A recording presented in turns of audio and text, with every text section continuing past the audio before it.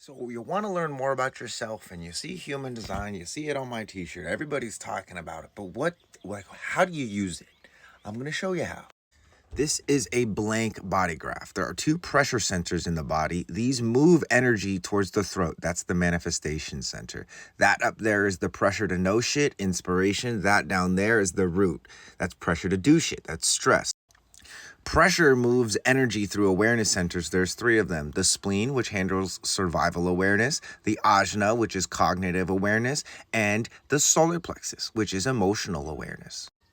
That awareness is then energized by one of the four motors. This here is the energy to confront the truth. That there is going to be the energy to prove oneself or to work hard and rest later. That's sexual creative energy, and this is momentum, or the energy to move forward. Now, with all of that going on, this G sensor, like this is your steering wheel, or this is the driver essentially that makes decisions. Now, what's cool is that knowing all these sensors, everybody is working with the same thing. What's different is going to be what's turned on and what's turned off. That right there is called a dormant gate. This right here is called a channel. This right here is called a hanging gate. These gates can either be black, which means they're on your personality side, that's going to be your conscious self, or they can be red, which is your unconscious self, your design side.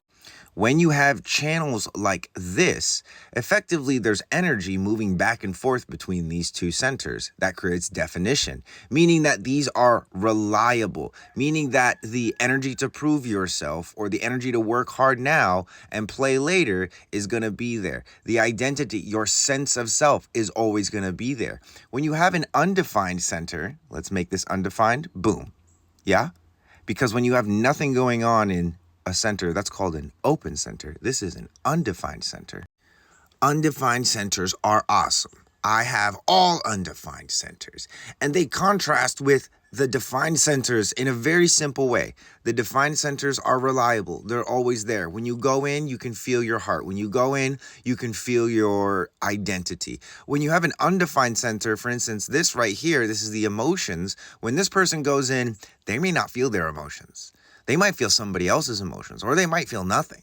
Now, there's a tendency to think that defined is better than undefined, especially living in a world where like so much relies on certainty. And are you sure that's going to work? And does everyone else agree that that's going to work? But that's like part of the equation. That's like trying to take everybody on the planet and just turn them all into dudes. Because men tend to be more logical, quote unquote, more reliable, the more defined, right? They're also the more extreme ones.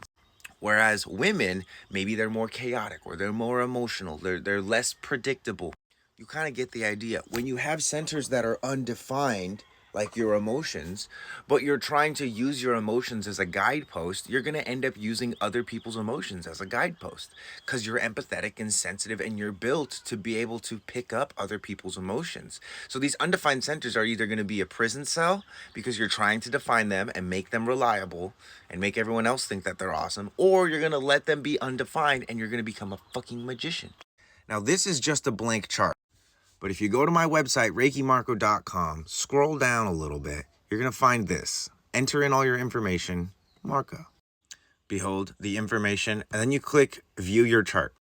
Then it's going to populate all of your hanging gates, defined centers, channels, etc. Come over here, look for strategy and inner authority. These are the two most important things if you're just getting started.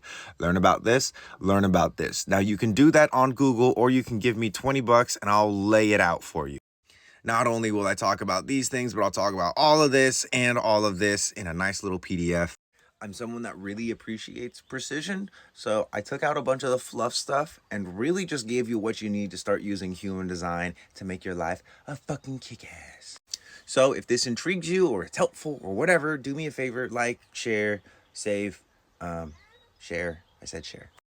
Go generate a body graph and start living your life. Stop living the life that other people want you to, or the one that you think you should be living, and start living your own life. Promise you, it's going to be better.